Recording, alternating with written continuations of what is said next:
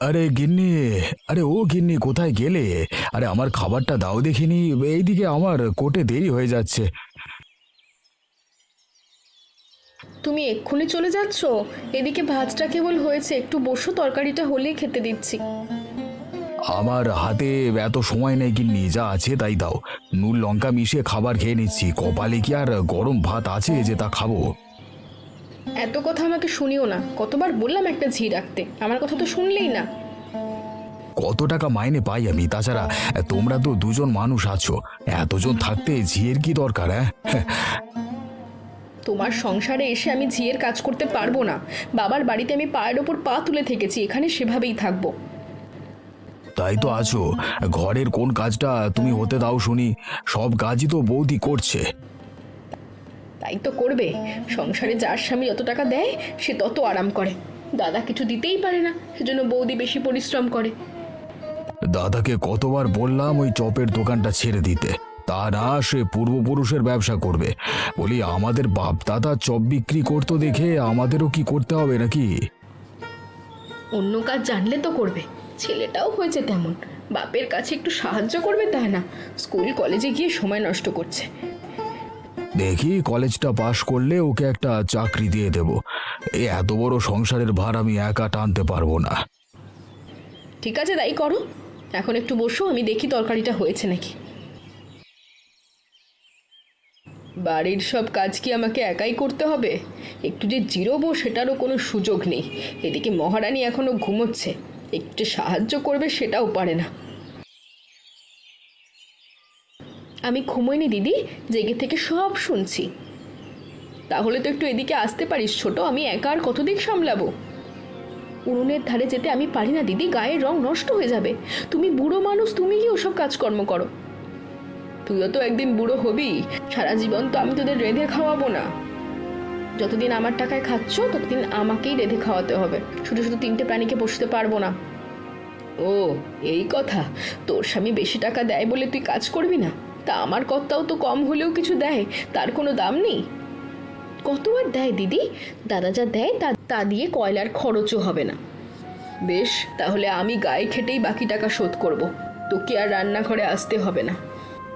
আরে ও গিন্নি, তোমার রান্না শেষ হলো? আমি খেয়ে দোকানে যাব। এই যে পোড়ার মুখো মিনসে এসেছে, বলি সারাদিন যে এত দোকান দোকান করো, কটা টাকা আনতে পারো ওখান থেকে শুনি? তোমার জন্য দিনরাত আমাদের কথা শুনতে হয়। সে কি, কে তোমাকে আবার কি বলল? কে বলবে? যারা আমাদের খাওয়ায় পড়ায় তারাই বলে। ও কথা তুমি কানে নিও না গিন্নি। একসাথে থাকতে গেলে অনেক কিছুই হয়। তাছাড়া তুমি তো বড়, সবাইকে তোমারই দেখে শুনে রাখতে হবে। আমি যে কে আমার কথা শুনবে সকালে, কেউ আমার মূল্যায়নই করে না। বুঝেছি তোমার মূল্যায়নের সমস্যা, তাই তো। আমি সবাইকে বলে দেব তোমার কথা মেনে চলতে। এখন আমাকে ভাত দাও তো, খুব খিদে পেয়েছে। বসো তুমি, তরকারিটা নামিয়ে তোমায় ভাত দিচ্ছি। আগে ছোট কর্তার খাবারটা দাও দিদি, উনি কখন থেকে বসে আছেন। যাও গিন্নি, ওর খাবারটা আগে দিয়ে এসো। উকিল মানুষ, লোকজন ওর জন্য অপেক্ষা করছে। আমাকে একটু দেরিতে দিলে সমস্যা নেই। ঠিক আছে, তুই যা ছোট, আমি খাবার নিয়ে আসছি। কি হে গোপাল, কেমন আছো? কদিন দোকান বন্ধ ছিল যে, কোথাও গিয়েছিলে নাকি? কদিন অসুস্থ ছিলাম মোড়ল মশাই, সেই জন্য আসতে পারিনি। তা হাটের কি খবর? সব ঠিকঠাক আছে তো?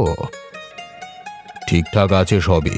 কেবল গতকালের ঝড়ে হাটের মাঝখানে বটগাছটা ভেঙে পড়েছে। এই মরশুমে ঝড় বৃষ্টি খুব হচ্ছে, আর বছর এত তুফান হয়নি।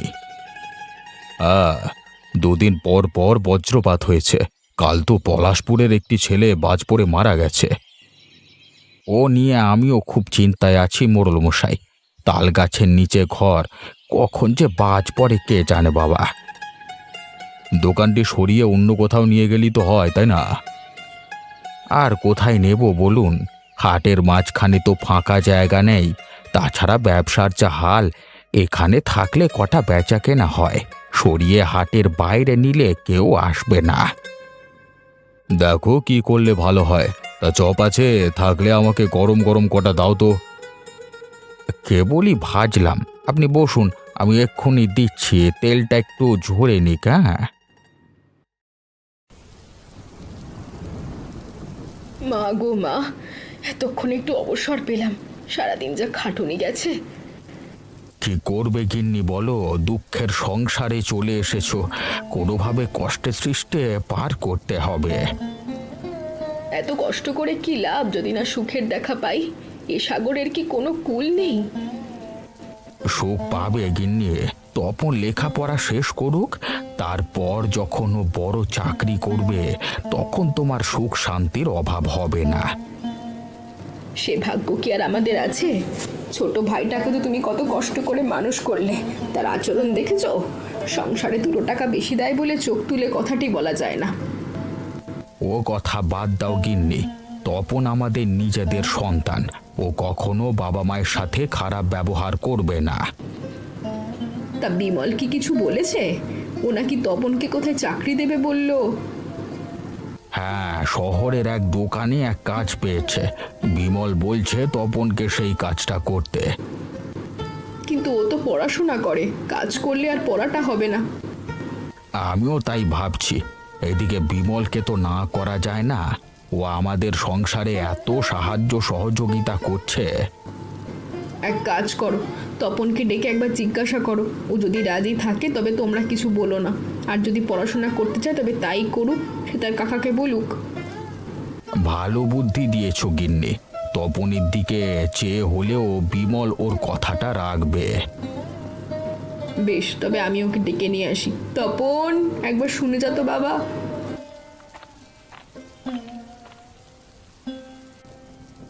কি হয়েছে মা, আমাকে ডাকছিলে? হ্যাঁ রে, আমি ডেকে পাঠিয়েছিলাম। তা তোর পড়াশোনা কেমন চলছে?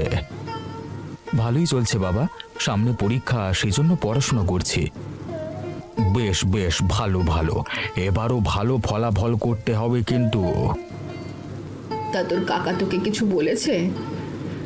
না তো মা।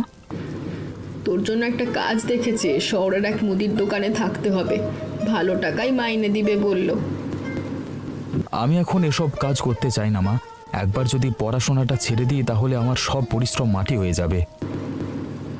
সেটা তো আমি বুঝি বাবা, কিন্তু দেখছিস তো আমি সংসারে তেমন কিছু দিতে পারি না, তাই বাড়তি কিছু আয়ের জন্য বিমল এই পরামর্শ দিল। বেশ, আমি কাকাবাবুর সাথে কথা বলবো, তোমরা এ নিয়ে চিন্তা করো না। এ হলে ভালোই হবে, তোর কথা ফেলতে পারবে না।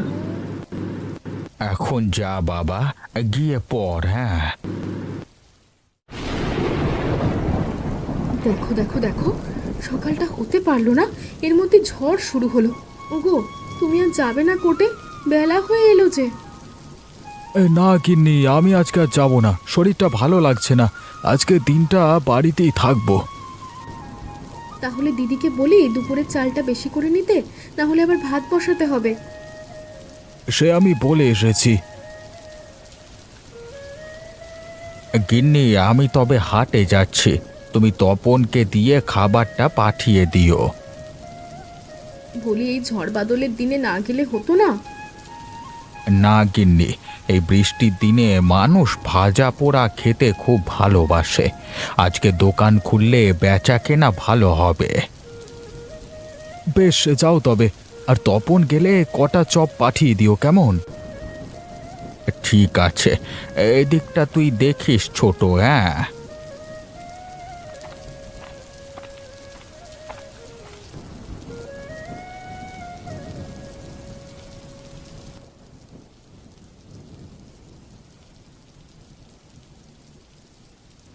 আমাকে আরেকটু তরকারি দাও বৌদি, ওটা খেতে বেশ মজার হয়েছে। দিচ্ছি, দাঁড়াও। তখন তোকে আরেকটু ভাত দেবো? না মা, আর লাগবে না। খেয়ে হেঁটে যাবি একটু, বাবাকে দুপুরের ভাতগুলো নিয়ে আসবি। ঠিক আছে মা, তুমি সব তৈরি করে রেখো। সাবধানে যাস, চারিদিকে যেভাবে বাজ পড়ছে কখন না জানি মাথায় এসে পড়ে। বাবারে, প্রাণটা একেবারে কেঁপে উঠলো, এত শব্দ করে বাজ করতে হয়? কাছে পিঠে হবে কোথাও। ঘোষ মশাইয়ের তাল গাছটার উপর পড়েছে বোধহয়, ওটা দিনে দিনে যা লম্বা হয়েছে। এই সে কি বৌদি, তোমরা এখানে খেতে বসেছো? ওইদিকে যে সর্বনাশ হয়ে গেছে। কি হয়েছে মানিক? আমরা তো কিছু শুনিনি। এই গোপাল দাদার দোকানে বাজ পড়েছে, দাদা সহ সব কিছু পুড়ে ছারখার হয়ে গেছে। হায় হায় হায়, কি বলছো তুমি? কিছুক্ষণ আগে লোকটা গেল, এরই মধ্যে সব শেষ। ও গোবিদাতা, কি সর্বনাশ হলো আমার! এ তুমি কি করলে প্রভু? এত বড় সর্বনাশ কেন করলে? কেতো না বৌদি, আগে গিয়ে দেখি, এখনো তো কিছু বলা যাচ্ছে না। চলো কাকু, আর এক মুহূর্ত নয়, বাবাকে নিয়ে হাসপাতালে যেতে হবে।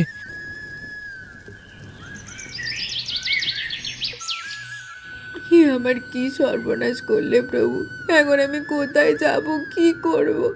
কেন তুমি আমার কাছ থেকে কেড়ে নিলে বিধাতা, কেন?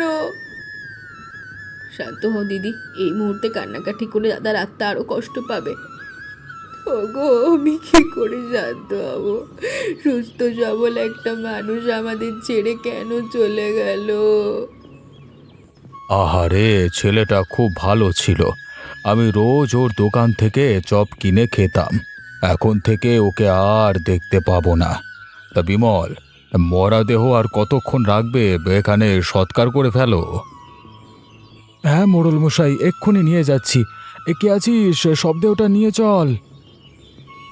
ওগো, তোমরা ওকে নিয়ে যেও না, আর একটু রাখো, আমি আরেকটি বার দেখতে চাই। এমন করো না দিদি, যতই দেখবে দুঃখ বাড়বে, তোমরা নিয়ে যাও।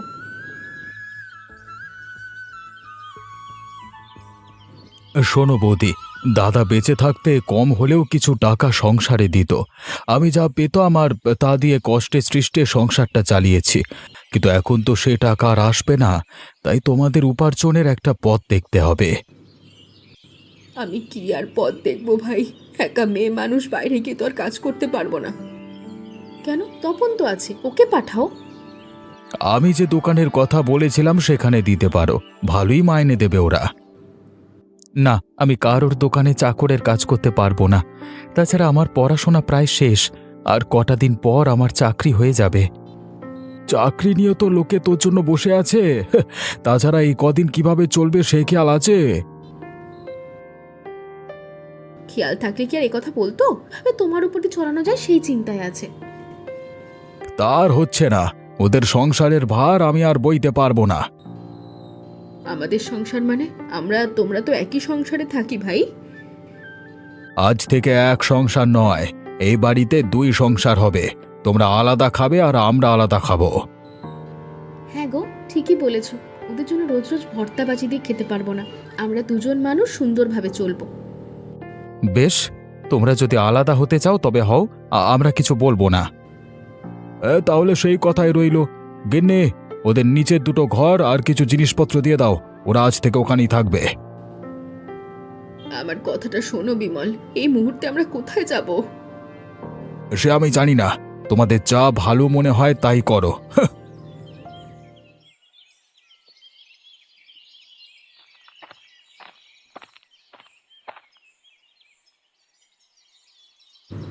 এই নাও তোমাদের জিনিসপত্র। আজ থেকে নিচে উনুন করে রান্না করবে, আর আমরা রান্নাঘর দিতে পারবো না। সে আমরা যাব না কাকিমা, তুমি নিশ্চিন্তে মাংস পোলাও রান্না করে খাও গিয়ে। তাই খাবো, এখন তো আর একটা কিছু রান্না করলে 10টা মুখে দিতে হবে না। হ্যাঁ রে তপন, ওরা তো আমাদের আলাদা করে দিল। এখন কি করে আমাদের সংসারটা চলবে বলতো? ঘটে তো চাল ডাল কিচ্ছু নেই। তাই তো ভাবছি মা, কোন কুক্ষণে যে বাবার মরতে হলো। এখন না হবে পড়াশোনা, না জুটবে পেটে ভাত। না বাবা, তুই পড়াশোনাটা চালিয়ে যা, দরকার হলে আমি গয়না বিক্রি করে তোকে টাকা দেব। হ্যাঁ মা, পড়াশোনা চালাবো, কিন্তু তার পাশাপাশি কিছু একটা না করলে হবে না। কি করবি তুই শুনি? ভাবছি বাবার বাজ পড়া চপের দোকানটা ঠিক করে তাতে ব্যবসা শুরু করব। কি চপ বিক্রি করবি? আমি কষ্ট করে তোকে পড়াশোনা করিয়েছি, হাটে হাটে ঘুরেছি, আর তুই নাকি চপ বিক্রি করবি? মা, কোনো পেশাই খারাপ নয়। তাছাড়া পড়াশোনা করে ভবিষ্যতে আমি অন্য কাজ করব। আপাতত সংসার চালানোর জন্য দোকানটা নতুন করে শুরু করলেই বেশি ভালো হবে। বেশ, তুই যখন চাচ্ছিস শুরু কর, তবে একটা কথা, আমি 1 মাস দেখবো, লাভ না হলে কিন্তু ব্যবসা বন্ধ। সে তুমি দেখো, কিন্তু ব্যবসা শুরু করতে তো কিছু মূলধন লাগবে। তাছাড়া দোকানটাও পুড়ে ছাই হয়ে গেছে, সেখানে নতুন দোকান তুলতে হবে। আমি তোকে কটা গহনা দিচ্ছি, ওগুলো বন্ধক নিয়ে ব্যবসাটা শুরু কর, পরে লাভ হলে ছুটিয়ে আনিস। ঠিক আছে মা, তাই করব। তুই দাঁড়া বাছা, আমি গহনা দিচ্ছি।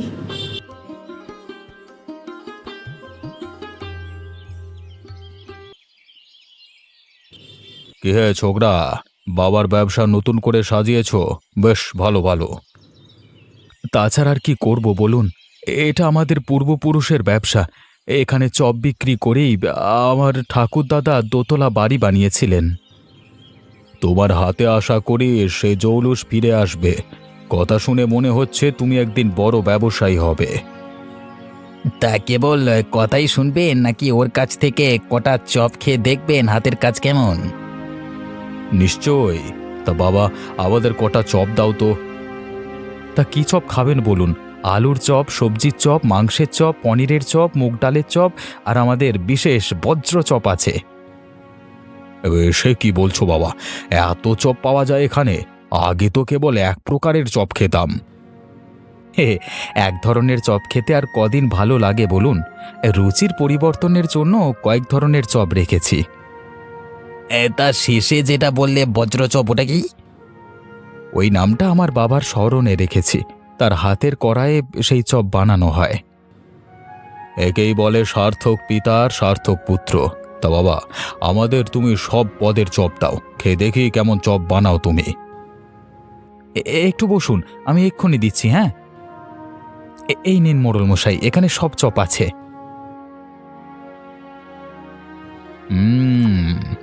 বাবা বাবা, খেতে তো অনেক সুস্বাদু লাগছে। এমন মজার চপ আর কখনো খাইনি। মোড়ল মশাই, তপনের এই দোকানের কথা গায়ে গায়ে ছড়িয়ে পড়েছে। সবাই আসছে তার হাতের চপ খাওয়ার জন্য। তাহলে ভালোই হলো, বাজ পড়া দোকান থেকে তোমার নতুন যাত্রা শুরু হলো।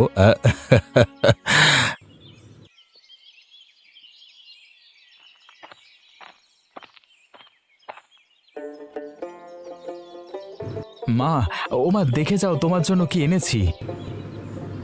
কি এনেছিস বাচ্চা? আবার নতুন কোনো শাড়ি নয় তো? তা তো এনেছি, সাথে তোমার সকল গহনা ফিরিয়ে নিয়ে এসেছি।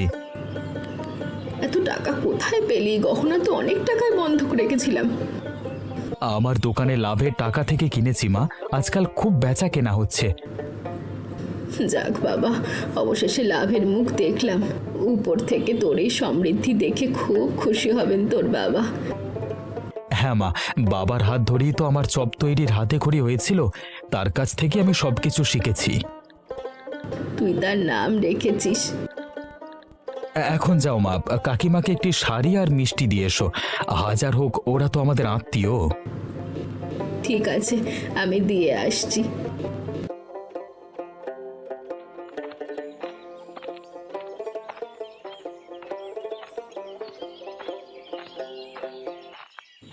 কি হলো গিন্নি, এভাবে বসে আছো কেন? মন খারাপ নাকি? মন খারাপ না করে উপায় আছে?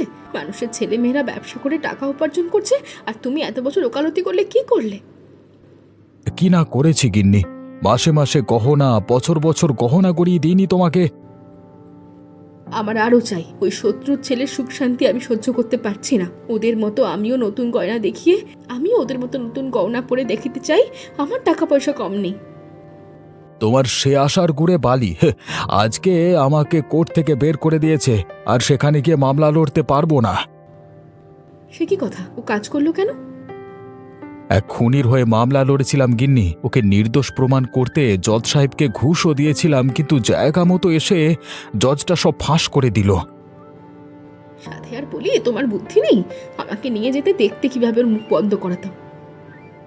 এখন নিজেদের মুখই বন্ধ হয়ে যাবে গিন্নি, আর মজার মজার খাবার খেতে পারবো না। এ কি কথা গো? তাহলে কিভাবে হবে? তোমার চাকরি না থাকলে আমরা যে না খেতে পেয়ে মরবো।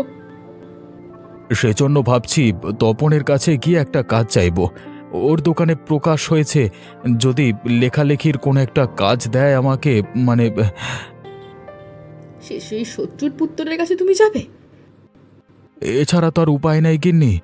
তাছাড়া ও আমাদেরই রক্ত, নিজেদের কাছে কিছু চাইতে লজ্জা নেই। বেশ, তবে গিয়ে দেখো। কেবল আমি গেলে হবে না, তোমাকেও যেতে হবে। অত্যাচার তো ওদের উপর কম করনি। ঠিক আছে, চলো যাই তাহলে।